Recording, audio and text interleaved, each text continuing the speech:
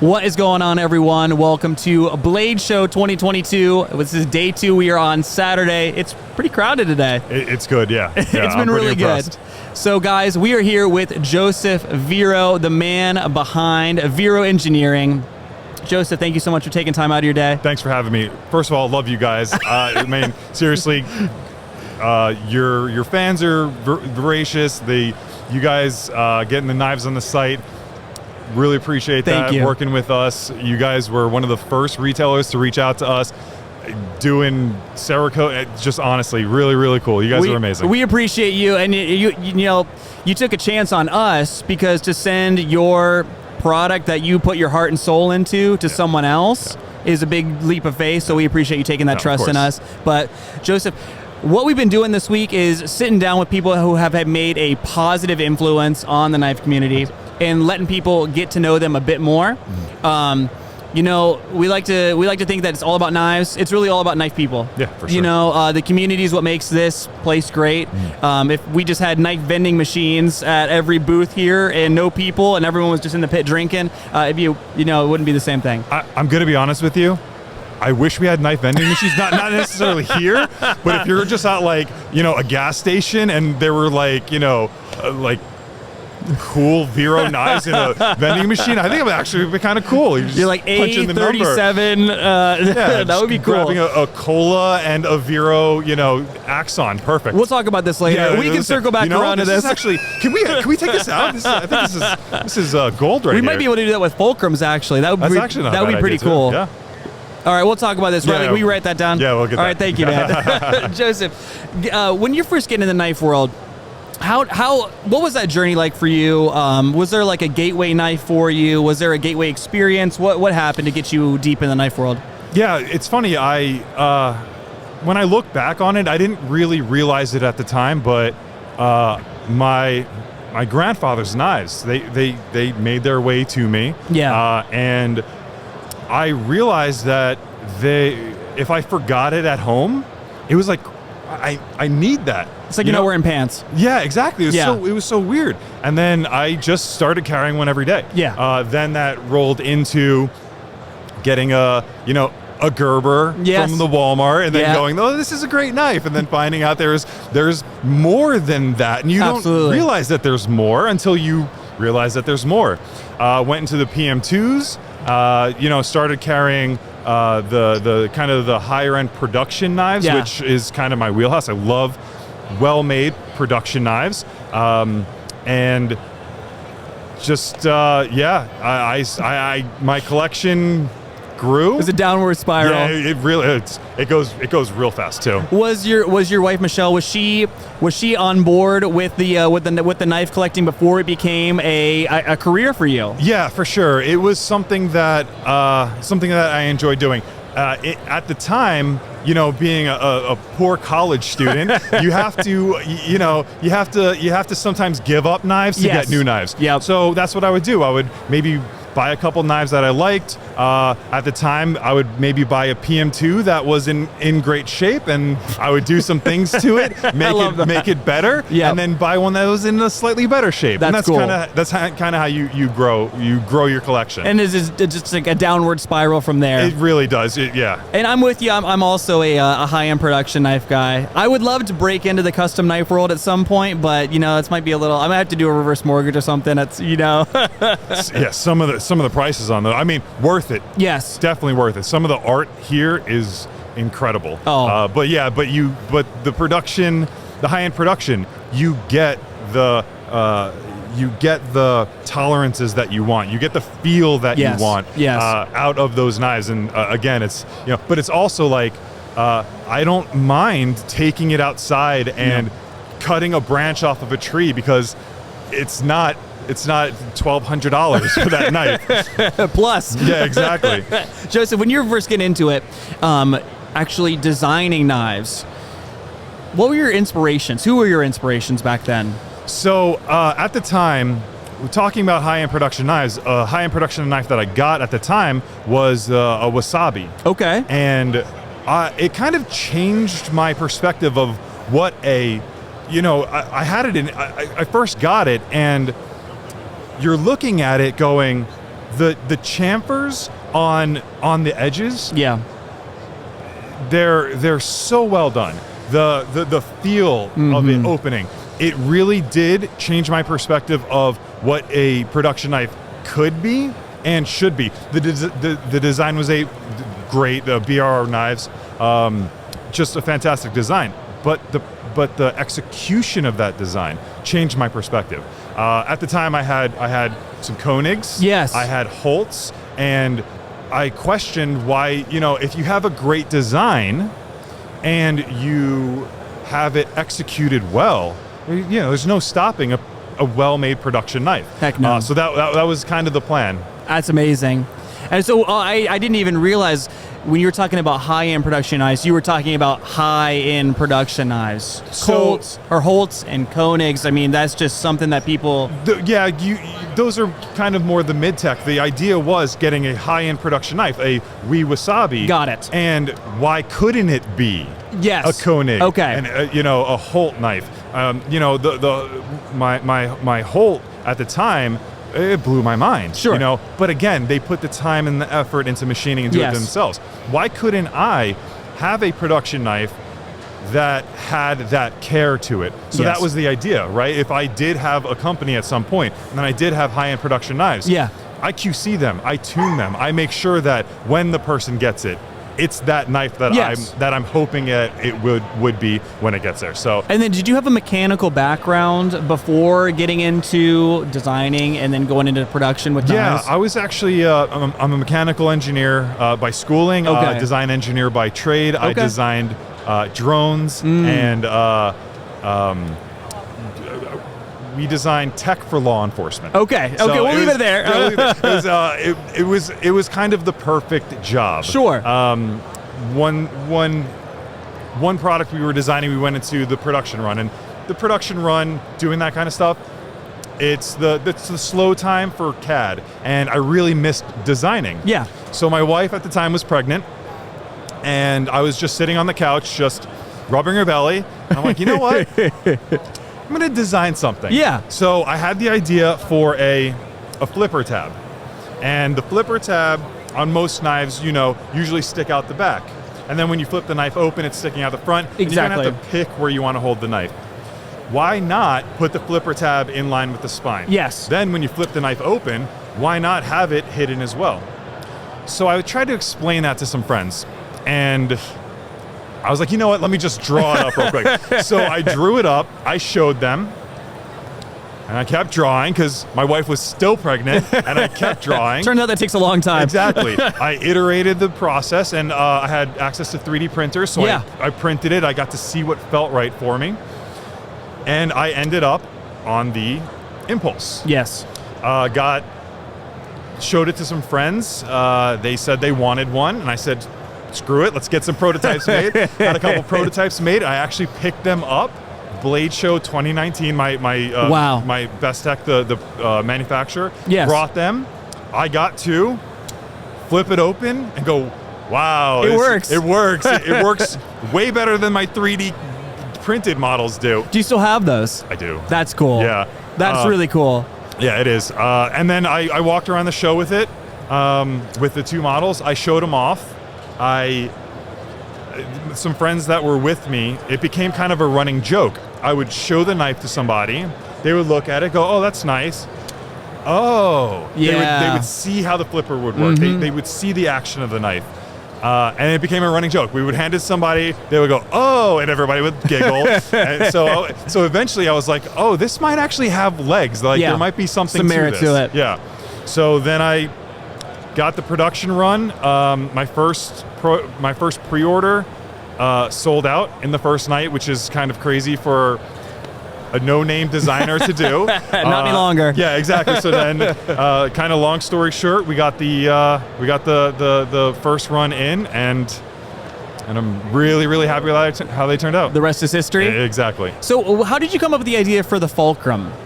Because that's a quite innovative way to incorporate a bit driver into a pry bar. Right. So the fulcrum is actually started out as a bit driver. Okay. I was at a light, and I was flipping my knives, like everybody does. Everyone does that. The normal thing to do at a light. You got to get nicks on your driving or steering wheel. Yeah, you stab your steering wheel by accident, and now your knife is in your steering wheel.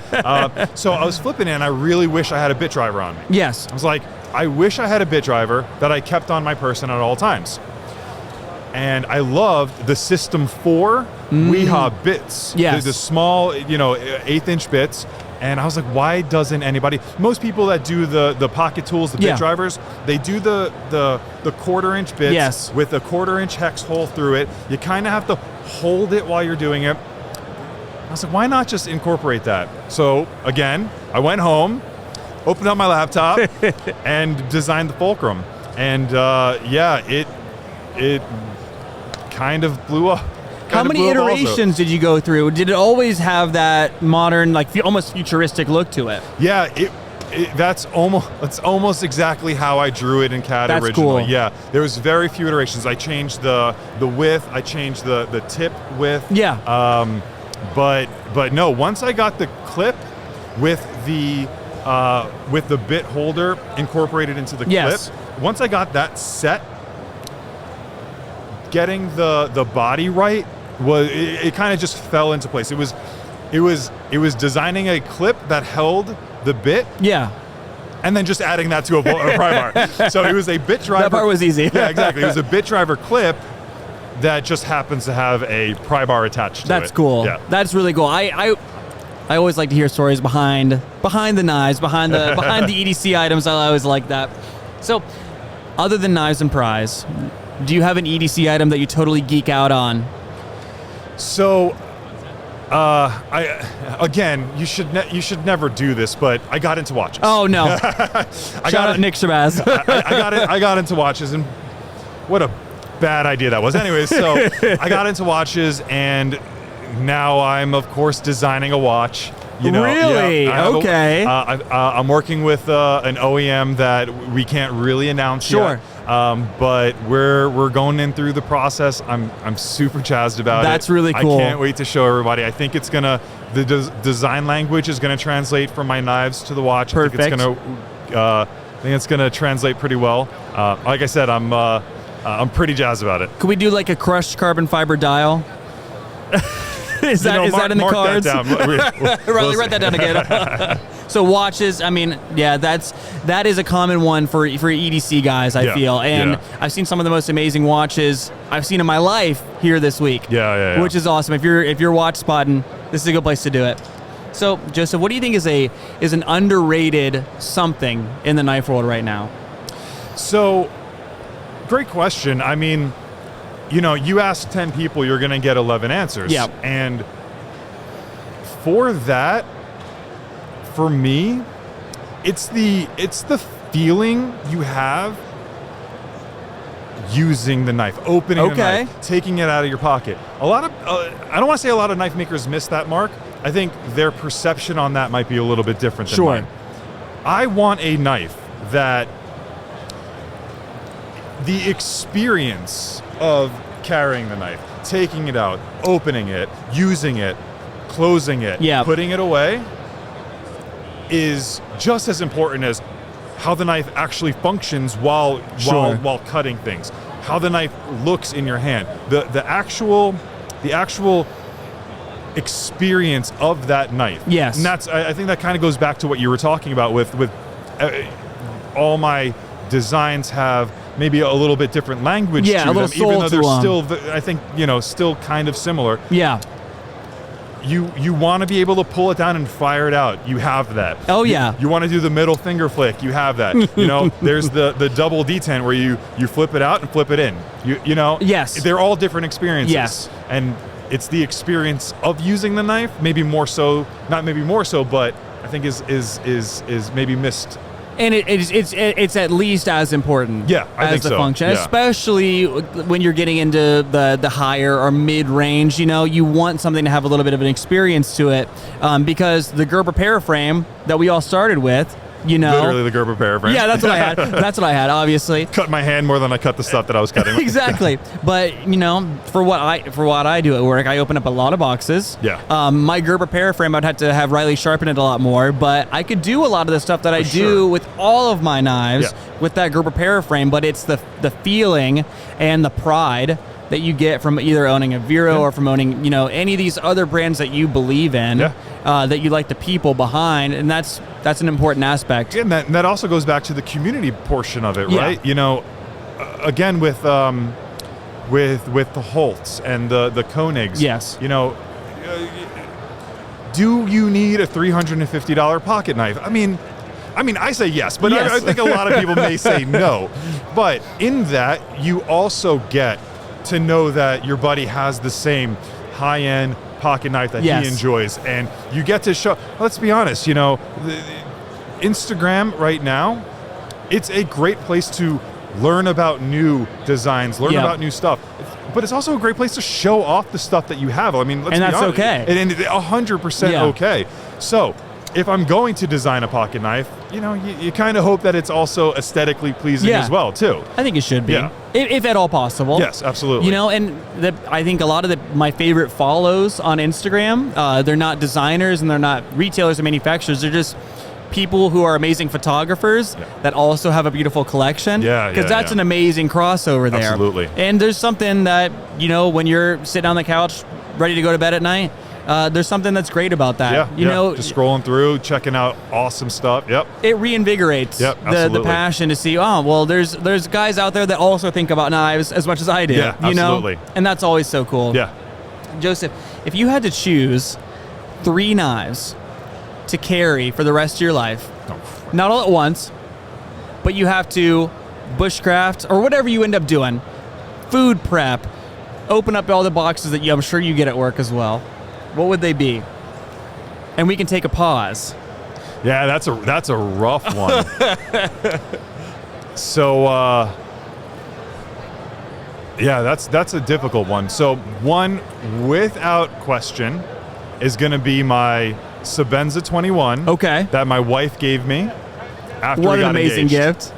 I know. She's a keeper. 100%. I think she did that so I would go ahead with the wagon, and it worked. I'm telling you. We got Joseph locked in.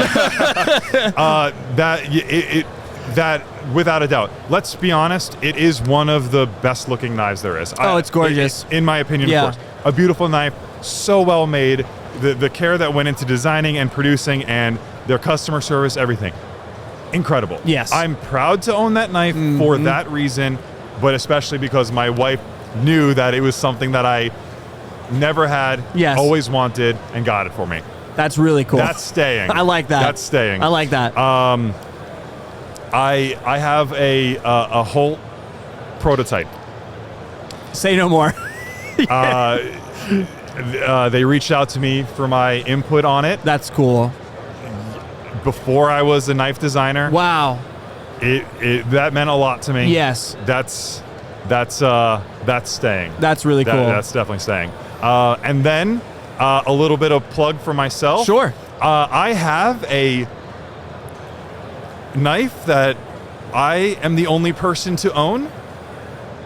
I made a Chad Nichols Bacon Damascus frame lock.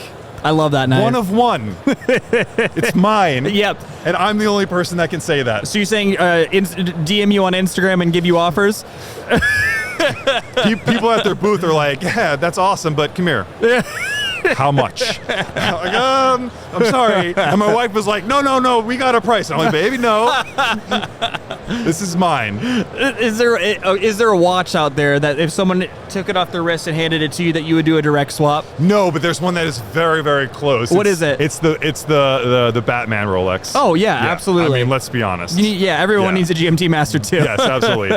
I mean, this is a close second. Yeah, this is very, very close. Yeah, it would be a hard decision. We'll put it that way. It would be difficult. Yes. Maybe after a few beers, things getting weird. Yeah, and then I'll call him next morning. I made such a terrible decision. Can I just buy the watch and take my knife back? I'm not going to give it back though. I'm going to sell my car for the watch, but it might be worth it. Exactly. Yeah, Rolex prices. We'll talk about that in a different video. Oof. Joseph, where do you see Vero going in the next year or so? So obviously something I've given a lot of thought about, and you kind of have to. I made a terrible decision at the beginning in that I would design the knives and also sell them from a website that I also design and manage and do all of that. And it's become a labor of love. Sure. Emphasis on the labor part. Yeah. It really has. 80-20. So we're continuing that. Okay. I love that, people are super jazzed about getting in on the drops. Oh, yeah. Prepping all of that stuff, dropping on the site, see like the people on the site. It's an amazing experience. It is. There's got to be a little bit of give there. So we're growing. Yeah. We're getting more product in. People, in case you don't know how our drops go, we announce a drop 2-3 weeks ahead of the time. We drop it on a Friday, and they sell out relatively quickly. Yeah, they do. And people, I feel bad. Honestly, I feel bad. I get DMs from people. I tried, Yeah. So we're trying to alleviate that as much as possible. Okay. Step in REC. So we're getting knives on our friends' sites as well. We're growing in that way. We're getting more production numbers in. Yes. And we're trying to alleviate that. So us and also Knife Joy, right? Yeah. Knife Joy, guys, we'll link Knife Joy down in the description. If you guys haven't checked them out, DM Zach Cooper and then tell him Evan sent you. But do it at like 2 a.m. He'll love it. Zach's amazing. Sorry, Zach. They're awesome over there. They are. They're good people over there. But seriously, it'll be linked down in the description. I'm excited. I'm trying to think. Top 3 things that got requested at the store before we became a dealer were, are you guys ever going to get Vero? Are you guys ever get Vero? Do you guys have any fulcrums? Do you have anything personal you want to sell? All that stuff. So to get, it was eerie the first time that we were able to put out Vero knives on the shelf.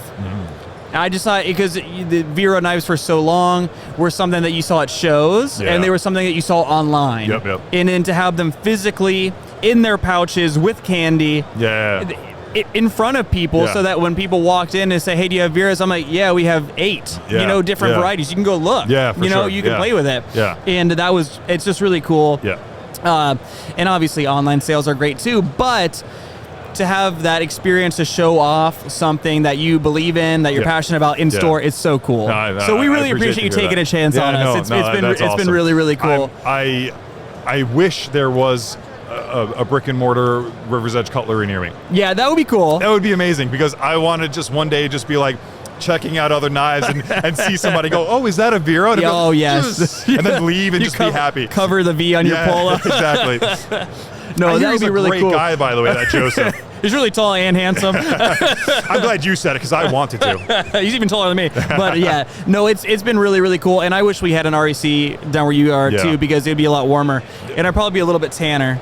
I feel like, I feel kind of Antarctic up there, but you're more than welcome to come by the shop and hang out. I would love to do that. And go to the beach. I would love to do that. Joseph, do you have anything else you want to tell the good people out there? No, really, guys, I really appreciate this. You guys are awesome. Please follow us on Instagram. I'm Vero Engineering. My wife is Mrs. Vero Engineering. Website's veroengineering.com. I'll link it all. Yeah, I'll link it all down there. Guys, give him a follow. You won't want to miss what he's got coming next. That's all I'm saying. All right, guys. Thank you so much for sticking around with us. There'll be more Bladeshow 2022 content. Guys, check out Vero Engineering.